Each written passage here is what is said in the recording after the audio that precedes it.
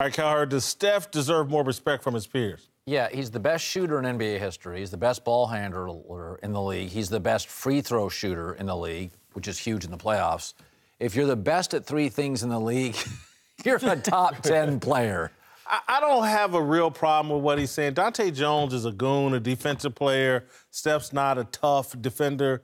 Listen, man, if you poll 100 people about anything, you're going to get some people to say some real dumb things. He is the unanimous MVP. Yeah, well, you're not agreeing with Dante, are you? No, I'm not agreeing with Dante. What I'm saying is there's always idiots in the crowd that will say dumb things. Steph shouldn't be offended. There's not going to be unanimous opinion among his peers of how great he is, but I think most reasonable people know the guy. Does it feel like a little jealousy? Like, hey, wait, where did this guy come from? Seriously, 4 years ago, the Warriors were bounced in the first round of the playoffs by the LA Clippers. And then the next year, they win 67 games, win the championship. Curry's the MVP. Then he wins another MVP, 73 wins. Like, Curry came out of nowhere and dominated the league, totally past Chris Paul and a bunch of other guys who were supposed to ascend to the title. There is so much jealousy in the league from Russell Westbrook. Don't laugh, Eric. Listen, there's some LeBron jealousy, okay? When Curry's selling the most jerseys in the league, there is, winning a unanimous MVP. They are the talking You know what point. The thing, but I still think if you ask Chris Paul or if you ask LeBron, they'd say he's a top 10 player.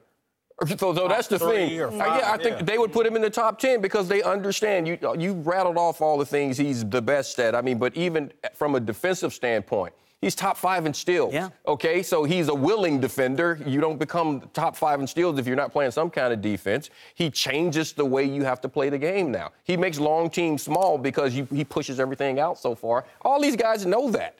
They know it. Tough guys and old guys, there's this certain nobility in really working hard for your income. Steph, you can argue, is the smartest player in league history. He goes, I'm not going to attack the rim. I'm not going to get hurt. I'm going to get threes instead of twos. In fact, when I shoot, I'm closer to the defensive end. He did the smart, efficient thing, and people resent that. Dante Jones isn't even a real player in this league in terms of impact.